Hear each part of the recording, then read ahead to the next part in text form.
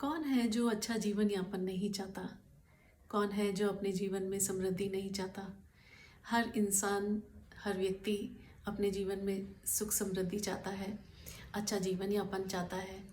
और इस अच्छे जीवन की लालसा लिए, अच्छे सुखी जीवन की लालसा लिए, समृद्धशाली जीवन की लालसा लिए युगों से एक ग्रह युद्ध कर रहा है। और वही युद्ध वो आपके लिए भी लड़ रहा है, लेकिन ये सारा संसार उसके युद्ध से भयग्रस्त है। हाँ, मैं बात कर रही हूँ आज राहु ग्रह की। जय श्री कृष्णा। आपके लिए एक राहु के नए परिचय को लेकर के आई हूँ। पहले तो हम जान लेते हैं कि पुराणों में इनके बारे में क्या वर्णन है। इसके पीछे एक कथा प्रचलित है, लेकिन इस कथा से पहले आपको बताना चाहूँगी कि राहु कौन थे। ब्रह्मा के मानस 7 पुत्रों में से एक पुत्र थे ऋषि मरीचि। और ऋषि मरीचि के ही पुत्र थे ऋषि कश्यप। ऋषि कश्यप ने दक्ष की, प्रजापति की 17 कन्याओं से विवाह किया। उनमें थी दिति। दिति के 2 पुत्र हुए, हिरण्यकश्यप और हिरण्याक्ष, और पुत्री थी एक सिंहिका। उन सिंहिका के पुत्र हुए स्वरभानु। यही स्वरभानु आगे चल करके राहु केतु बने। अब राहु केतु की कथा सर्व प्रचलित है, सभी जानते हैं, फिर भी इसका मैं थोड़ा सा वर्णन करना चाहूँगी। राहु केतु के बारे में कहा जाता है कि जब समुद्र मंथन से अंत में अमृत निकला तो श्री हरि विष्णु ने मोहिनी का रूप धरा। मोहिनी का रूप धरने के बाद में उन्होंने एक पंगत में एक दिशा में राक्षसों को बैठा दिया और दूसरी में देवताओं को, और वो उनको छल से मदिरा पान कराते जाते और जो देवता थे उनको अमृत पान करा रहे थे। जिस पंगत में स्वर भानु बैठे थे राक्षसों के बीच में, अब वो थे तो ब्रह्मा के वंशज। उनके अंदर देवत्व के समझ गुण विकसित हो चुके थे। ये जब समझ और ये गुण विकसित हो जाते हैं, वो मदिरा पान नहीं करता। उनको दिख गया, उनको समझ आ गया कि ये जो मोहिनी के रूप में हैं वो श्री हरि विष्णु हैं और वो हमारे साथ में छल कर रहे हैं। ये तो हमारा भी अधिकार है, हमें भी अमृत पान चाहिए, हमें भी अच्छा जीवन चाहिए, और ये मैं लेके रहूँगा।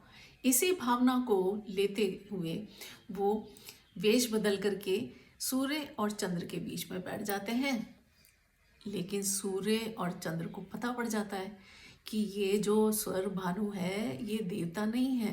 वो ऋषि हरि विष्णु से चुगली कर देते हैं कि प्रभु, ये जो हमारे बीच में बैठा है ये राक्षस है। उसी समय वो सुदर्शन चक्र चला देते हैं और स्वर भानु का धड़ से सर अलग कर देते हैं। लेकिन तब तक थोड़ा सा अमृतपान स्वर भानु ने कर ही लिया था।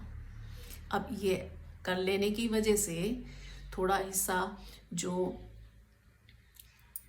राहु के मुंह में गया था उसकी वजह से वो पूरी तरह से मरा ही नहीं।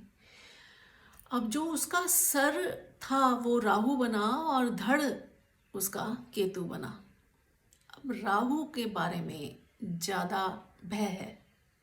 वो क्या अच्छा जीवन जीने की जो लालसा उसमें जागृत हुई, अमृत पान करने की लालसा उसमें जागृत हुई, क्या वो गलत थी? वो अच्छा जीवन चाहता था, क्या ये लालसा उसकी गलत थी? वो चाहता था उसको भी वो अधिकार मिले, और अधिकारों की ये लड़ाई वो उस युगों से आज तक लड़ रहा है।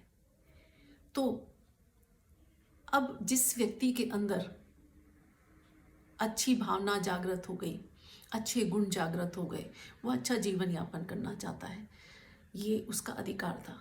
तो क्या राहु सबको छलता है, या उससे जिसने छला वो उनसे बदला लेता है? इसलिए कहा जाता है कि सूर्य और वो चंद्र जिन्होंने चुगली करी थी, इसलिए उनको वो ग्रहण लगा देता है।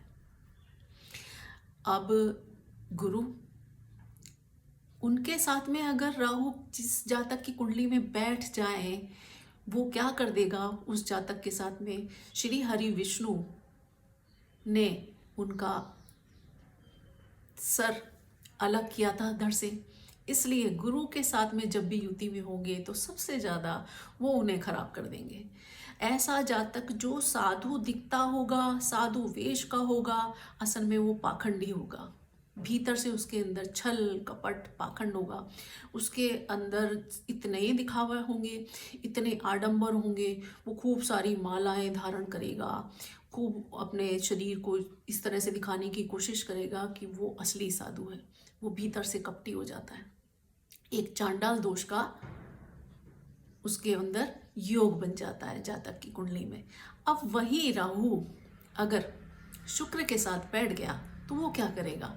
शुक्र के साथ बैठ जाएगा तो जातक, जो शुक्र किसका कारक है, भोग विलास का, ऐश्वर्य का, सौंदर्य का, लेकिन उसके अंदर इस चीज़ की अति कर देगा। अब ये अति क्यों होती है, क्या कारण है, इसका कारण ये है कि राहु जिसके पास आँख है, नाक है, मुंह है, जिह्वा है, कान है, मस्तिष्क है, वो विचार कर सकता है, देख सकता है, उसके अंदर लालसा है, वो हर उस चीज को जिसको देखता है, जिसको वो पा करके वो देव तुल्य हो सकता है, अच्छा जीवन बना सकता है, उसके अंदर उस चीज की लालसा बढ़ जाती है। और वो उसके लिए खुद दोषी नहीं है। क्यों, वो उसकी भूख क्यों बढ़ गई है, धड़ तो है ही नहीं, वो उसको चबाता जाता है, उसका पेट ही नहीं भरता, पेट है ही नहीं, कहाँ जाएगा। वो हर चीज़ को देखता है जो उसको अच्छा बना सकती है, अच्छा जीवन दे सकती है। अब वो शुक्र के साथ बैठा, उसके अंदर भोग विलास की अति हो जाएगी, वो इतना भोगी हो जाएगा, वो वासनाओं में, व्यसनों में इतना लिप्त हो जाएगा, अपना स्वास्थ्य खराब कर लेगा, अपना जीवन इतना खराब कर लेगा, उसका धन नष्ट होने लग जाएगा, क्योंकि उसने भोग विलास की अति कर दी है।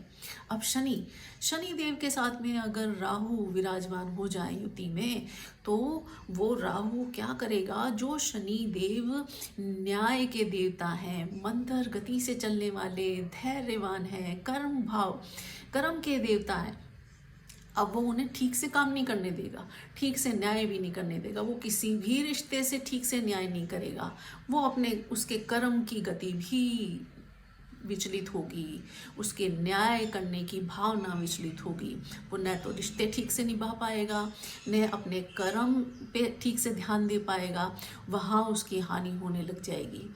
अब वो बुध के साथ बैठेगा तो बुध पहले ही चंचल है, बुध ग्रह बुद्धि का देवता है। अब वो बुध ग्रह के साथ में राहु विराजमान हो गए तो वो क्या करेगा, उसकी चंचलता बढ़ जाएगी, उसमें कुटिलता आ जाएगी, वो शातिर हो जाएगा, उसका काम सही दिशा में चलने की बजाय उल्टी दिशा में चलने लगेगा। अब ये बुद्ध यानी बुद्धि उसकी फिरेगी, हर चीज़ में अति करेगा, जहाँ दिमाग लगाना चाहिए वहाँ ना लगा के उल्टी दिशा में दिमाग लगाने लग जाएगा। ये इस राहु का कार्य होगा। लेकिन अब राहु असल में है क्या, असल में जिसकी कुंडली में जिस ग्रह के साथ में युति में राहु विराजमान हो गए, वो क्या चीज़ है, असल में आपके पूर्व जन्म की लालसा। शुक्र के साथ बैठे आपने पूर्व जन्म में आप भोग विलास ऐश्वर्य से जीवन जीना चाहते थे, वो पाना चाहते थे, वो आपको नहीं मिली। वो उस ग्रह को उसने पर क्या करा, अच्छे से ग्रहण करने की कोशिश करी। वो अतृप्त है।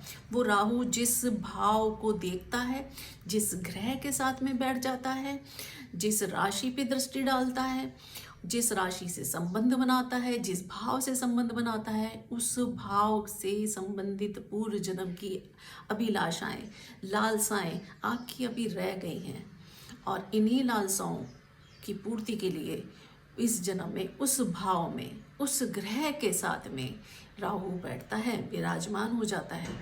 सूर्य के साथ बैठता है तो ग्रहण लगा देता है, चंद्र के साथ बैठता है तो चंद्र ग्रहण लगा देता है। माता पीड़ित होती हैं, सूर्य यानी पिता आपके पीड़ित होते हैं, राज्य से आपकी हानि भी हो सकती है। तो अब राहु क्या करता है? राहु अगर अच्छा है, यहाँ पे राहु अच्छा और बुरा नहीं है, मेन बात यह है राहु तो चाहता ही अच्छा है, वो आपको अच्छा देना चाहता है, लेकिन क्या है अति है उसके अंदर। वो अति ही उस चीज़ को खराब करती है, अति ही उसको बिगाड़ती है।